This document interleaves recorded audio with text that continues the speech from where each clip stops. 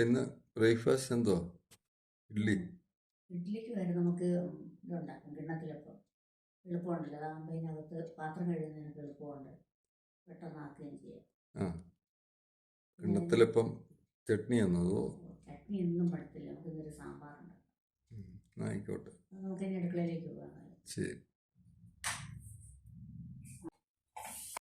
നമുക്ക് സാമ്പാർ ഉണ്ടാക്കാനായിട്ട് ഒരു 1/2 കപ്പ് തുവരപ്പരിപ്പ് എടുത്തിട്ടുണ്ട്. അത് നന്നായിട്ടൊന്ന് കഴുകിയെടുക്കുക. 2-3 പ്രാവശ്യം കഴുകി അതിൻ്റെ അഴുക്കെല്ലാം ഒന്ന് കളഞ്ഞ് വൃത്തിയാക്കി എടുക്കുക.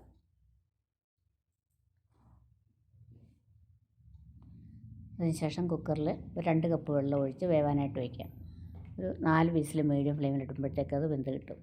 നമുക്ക് മാവ് കണ്ടോ, ഞാനിത് ദോശ റൈസ് തീർന്നിരിക്കുകയായിരുന്നു. കാരണം നമ്മുടെ കഞ്ഞി വെക്കുന്ന അരിയുണ്ടല്ലോ, പൊടിയരി 1 ഗ്ലാസും 1/2 ഗ്ലാസ് പച്ചരിയും 1/2 ഗ്ലാസ് ഉഴുന്നും 1 നുള്ള് ഉലുവയും കൂട്ടി അരച്ചുണ്ടാക്കിയ മാവാണത്. രാത്രി അരച്ച് വെച്ചിരുന്നു, രാവിലെ നന്നായിട്ട് പുളിച്ച് വന്നിട്ടുണ്ട്. ഇനി നമുക്ക് ഇഡ്ഡലി പാത്രത്തിലല്ല വെക്കുന്ന, സാധാരണ ഒരു പ്ലേറ്റിലോ അല്ലെങ്കിൽ ചെറിയ ഇതുപോലത്തെ ബൗളിലോ വല്ലതും ആക്കി വെച്ച് കഴിഞ്ഞാൽ നമുക്ക് എളുപ്പമുണ്ട്. പാത്രങ്ങൾ കഴുകാനും ഈസി ആയിരിക്കും. ഇപ്പോൾ റൈസ് കുക്കറിലാണ് ഞാനിത് വെക്കുന്നത്, രാവിലെ എളുപ്പമുണ്ടല്ലോ. റൈസ് കുക്കറിൽ 1 ഗ്ലാസ് വെള്ളം ഒഴിച്ചതിന് ശേഷം നമ്മളെടുത്ത പാത്രത്തിൽ അല്പം എണ്ണ തൂത്ത് അതിലേക്ക് വെച്ച് കൊടുത്തിട്ടുണ്ട്. നമുക്കതൊന്ന് ഓൺ ചെയ്ത് കൊടുക്കാം. വളരെ ഈസി ആയിട്ട് നമുക്ക് ഇഡ്ഡലിയുടെ ടേസ്റ്റെല്ലാം ഒന്ന് തന്നെയായിരിക്കും ഇതിനും. പണ്ടൊക്കെ കിണ്ണത്തിലിപ്പോൾ ഒന്നും പറഞ്ഞിട്ട് ഉരുളിക്കകത്തുണ്ടാക്കുമായിരുന്നു ഇങ്ങനെ, അമ്മയൊക്കെ ഉള്ള സമയത്ത്. അതിന് ശേഷം അങ്ങനെ അത് തന്നെ ഓട്ടോ ഓഫ് ആയതുകൊണ്ട് അതായിക്കോളും. ഇനി ഒരു പാനിൽ 1 ടേബിൾ സ്പൂൺ എണ്ണ ഒഴിച്ച് കൊടുത്തിട്ടുണ്ട്. അതിലേക്ക് 1/2 ടീസ്പൂൺ കടുക് ചേർത്ത് കൊടുക്കുക.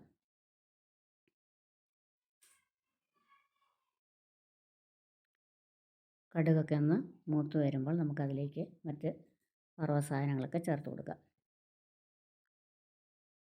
ഒരു ഉണക്കമുളക്,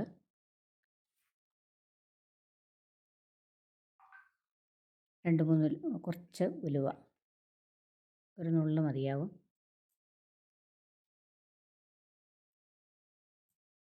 ഒരു 2 കരിവേപ്പില.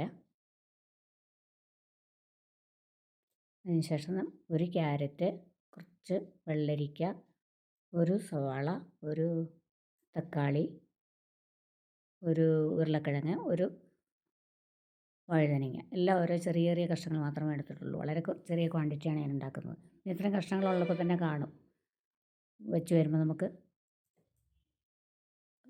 2 പേർക്ക് 3 പേർക്ക് കൂട്ടാനുള്ള ഒരു സാമ്പാർ നമുക്ക് തയ്യാറാക്കാൻ പറ്റും. അപ്പോൾ കഷ്ണങ്ങളെല്ലാം നമുക്കിതിലേക്ക് ഇട്ട് കൊടുക്കാം.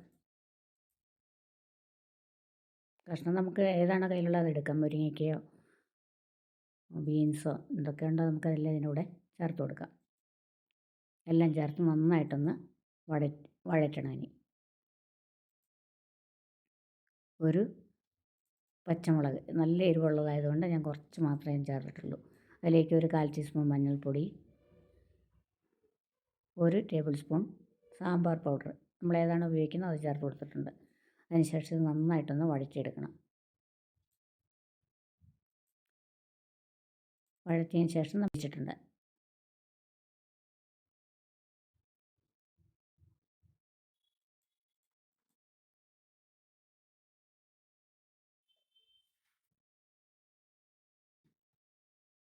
ഒരു ഹാഫ് കുക്കായിട്ടുണ്ട് പച്ചക്കറികളെല്ലാം.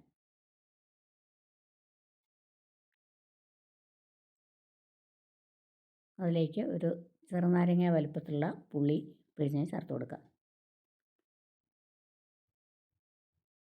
പുളി ചേർത്ത് നമുക്ക് ആവശ്യം കുറച്ച് വെള്ളം കൂടി അതിലേക്ക് ഒഴിച്ച് നന്നായിട്ടൊന്ന് വേവിച്ചെടുക്കണം. ഒരു 5 മിനിറ്റ് നേരമൊക്കെ തീ കുറച്ച് വെച്ച് കഴിഞ്ഞാൽ നന്നായിട്ട് വെന്ത് കിട്ടും. വളരെ ടേസ്റ്റ് ആയിട്ടുള്ളൊരു സാമ്പാറാണ്. ഇങ്ങനെ നമ്മൾ ഉണ്ടാക്കുമ്പോൾ എളുപ്പമുണ്ട്. നമ്മുടെ റൈസ് കുക്കറിൽ നിന്ന് അത് ഓഫായിട്ടുണ്ട്. അത് കിണ്ണത്തിലപ്പം റെഡി ആയിട്ടുണ്ട്. അതിന് തണുക്കാനായിട്ട് വയ്ക്കണം. നല്ലപോലെ തണുത്തതിന് ശേഷം നമുക്കത് പ്ലേറ്റിലേക്ക് മാറ്റി വെക്കാം. അല്ലപ്പോൾ നമുക്ക് പാത്രം കഴുകുന്നതൊക്കെ ഈസി ആയില്ലേ. അപ്പം നമ്മുടെ സാമ്പാറും തിളച്ചതെല്ലാം റെഡി ആയിട്ടുണ്ട്. കഷ്ണമെല്ലാം വെന്തു, പുളിയെല്ലാം പിടിച്ച് നന്നായിട്ട് വന്നിട്ടുണ്ട്.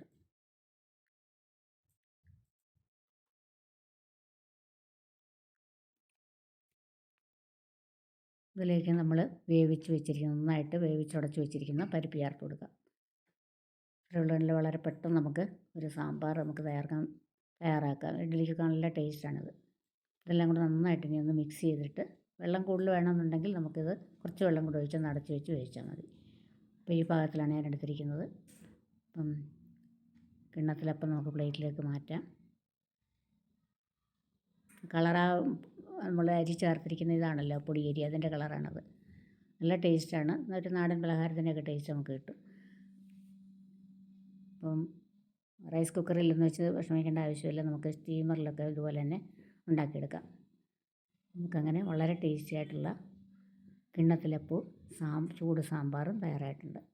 വീഡിയോ ഇഷ്ടപ്പെട്ടെങ്കിൽ നിങ്ങൾ ലൈക്ക് ചെയ്യാനും അതുപോലെ ഷെയർ ചെയ്യാനും സബ്സ്ക്രൈബ് ചെയ്യാനും മറക്കരുത്. മറ്റൊരു അടിപൊളി വീഡിയോയുമായി നമുക്ക് വീണ്ടും കാണാം.